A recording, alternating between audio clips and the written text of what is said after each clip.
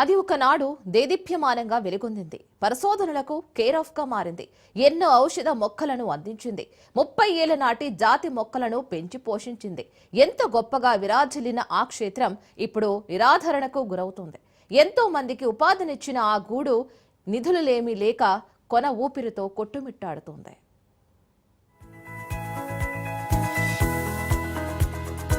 అటవీ క్షేత్రానికి చెదలు, పరిశోధనలకు స్వస్తి, కనుమరుగవుతున్న ఔషధ మొక్కలు, సర్కార్ పట్టించుకోవాలంటున్న రీసెర్చ్ స్టూడెంట్స్. అతిపెద్ద పరిశోధన క్షేత్రం అది 210 హెక్టార్లలో విస్తరించింది.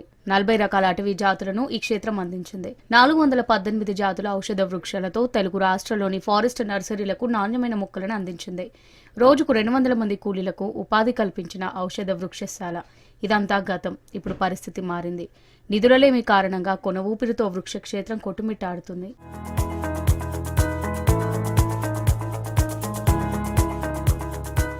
1997లో భద్రాద్రి కొత్తగూడెం జిల్లా అశ్వరావుపేట మండలం అచ్యుతాపురంలో 110 హెక్టార్లలో ఈ అటవీ పరిశోధనా కేంద్రం ఏర్పాటైంది. క్రమేణా 210 హెక్టార్లకు విస్తరించింది. ఉమ్మడి ఏపీలో అడవుల అభివృద్ధి కోసం ఈ రీసెర్చ్ సెంటర్ ఏర్పాటు చేశారు. ఈ క్షేత్రంలో మేలుజాతి అటవీ మొక్కలను పెంచేవారు. రాష్ట్రంలోని వరంగల్, హైదరాబాద్, తిరుపతి కేంద్రాల్లో అటవీ శాఖ నర్సరీలకు ఆ మొక్కలు సరఫరా చేసేవారు.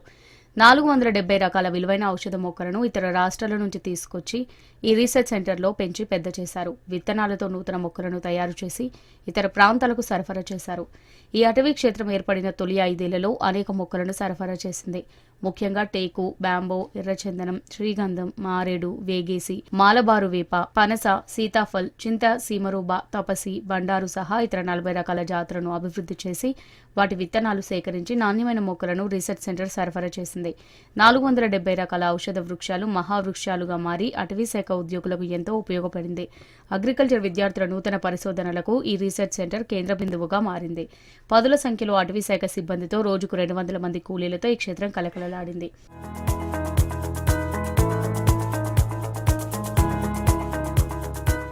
ఇప్పుడు ఈ రీసెర్చ్ సెంటర్ని పట్టించుకునే నాదుడు లేడు. గత 12 ఏళ్లుగా నిర్వహణకు గ్రాంట్స్ రాకపోవడంతో అటవీ క్షేత్రం మొత్తం డంపింగ్ యార్డ్లా మారింది. రీసెర్చ్ సెంటర్లోని షేర్ నెట్ షెడ్లు, చాంబర్లు శిథిలావస్థకు చేరాయి. వర్మీ కంపోస్ట్ తయారు చేసే షెడ్లు కూలిపోయాయి. అటవీ క్షేత్రంలోని పలు భవనాలు కూలిపోవడానికి సిద్ధంగా ఉన్నాయి. వందల రకాల జాతుల చెట్ల వద్ద ఏర్పాటు చేసిన బోర్డులు తుప్పుపట్టాయి. మహావృక్షాలుగా మారిన ఔషధ వృక్షాల విత్తనాలు మట్టిలో కలిసిపోతున్నాయి.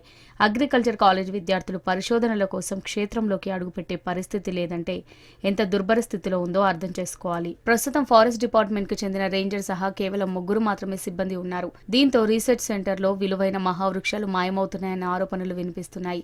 ఇక రీసెర్చ్ సెంటర్లో పెరిగిన మొక్కలు కూడా చివరి దశకు చేరుకుంటున్నాయి. అశ్వగంధ, అత్తిపత్తి, సరస్వతి ఆకు, కొండ తక్కలు, తులసి, కస్తూరి, తుమ్మ, పిప్పళ్ళు, సర్పగంధి సహా 418 రకాల 30 ఏళ్ల నాటి ఔషధ జాతులు కనుమరుగయ్యే పరిస్థితి ఉంది. వీటిని పెంచి పెద్ద చేయాలి అంటే మరో 30 ఏళ్ల సమయం పడుతుంది.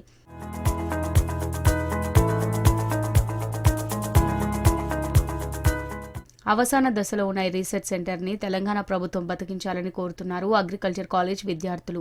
ఎంతో మందికి ఉపాధి కల్పించి ఎన్నో ఆవిష్కరణలకు నెలవుగా మారే ఈ అటవీ పరిశోధనా క్షేత్రాన్ని కాపాడుకోవాల్సిన బాధ్యత ఉందంటున్నారు. అగ్రికల్చర్ విద్యార్థుల పరిశోధనలకు ఈ క్షేత్రాన్ని రూపుదిద్దాల్సిన అవసరం ఎంతైనా ఉంది. రీసెర్చ్ సెంటర్ నిర్వహణకు తగిన సిబ్బందిని నియమించి అంతర్గత రహదారులు పునర్నిర్మించాలంటున్నారు.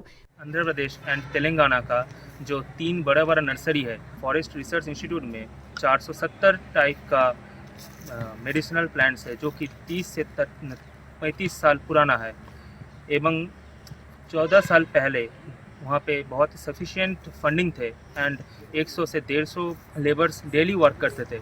बट अभी फंडिंग का बहुत ही सख्त कमी है एवं ओनली 3 स्टाफ्स वहाँ पे काम करते हैं एंड अभी वो जगह एक डंप यार्ड की तरह बन गया है. सो मैं गवर्नमेंट से अपील करता हूँ कि प्लीज़ आप फंडिंग एलोकेट कीजिए, ऑल्सो लेबर एंड स्टाफ्स का एलोकेशन कीजिए, सो जिससे जो फॉरेस्ट रिसर्च इंस्टीट्यूट है उसका रिफॉर्मेशन हो सके. ప్రభుత్వం దృష్టి సారిస్తే పర్యావరణానికి సైతం ఎంతో మేలైన రకాల ఉత్పత్తులను ఇచ్చే స్థాయికి ఈ రీసెర్చ్ సెంటర్ అందుబాటులోకి వస్తుంది.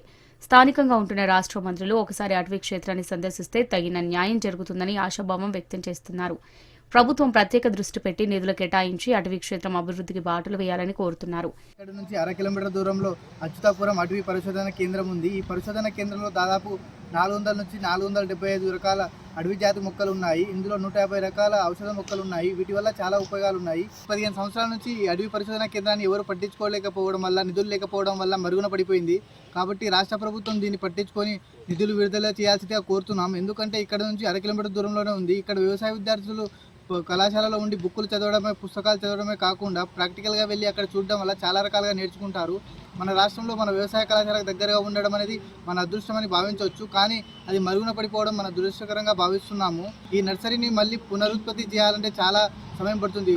దాదాపుగా 25 సంవత్సరాలు పడుతుంది. అంతేకాకుండా దీని రాష్ట్ర ప్రభుత్వం నిధులు అందించినట్టయితే గత ఒక 2-3 సంవత్సరాలనే దీన్ని మళ్ళీ పూర్వవైభవం అనేది పొందవచ్చు.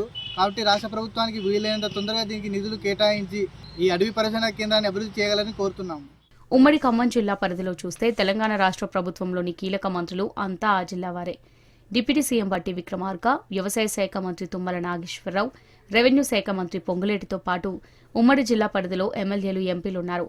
అంగట్లో అన్నీ ఉన్నా అల్లుని నోట్లో శని ఉన్నట్టుగా ఈ అటవీ క్షేత్రాన్ని చూసిన నాదుడే లేడు. మంత్రుల సొంత ఇలాకాలోనే ఇంత ప్రాధాన్యత కలిగిన క్షేత్రం కనుమరుగవుతుంటే ఇక రాష్ట్ర వ్యాప్తంగా ఇతర కట్టడాల పరిస్థితి ఏంటనే అనుమానాలు రేకెత్తుతున్నాయి. ఇప్పటికైనా మంత్రులంతా కలిసి ఈ రీసెర్చ్ సెంటర్ పునరుద్ధరణకు చర్యలు తీసుకోవాల్సిన అవసరం ఎంతైనా ఉంది.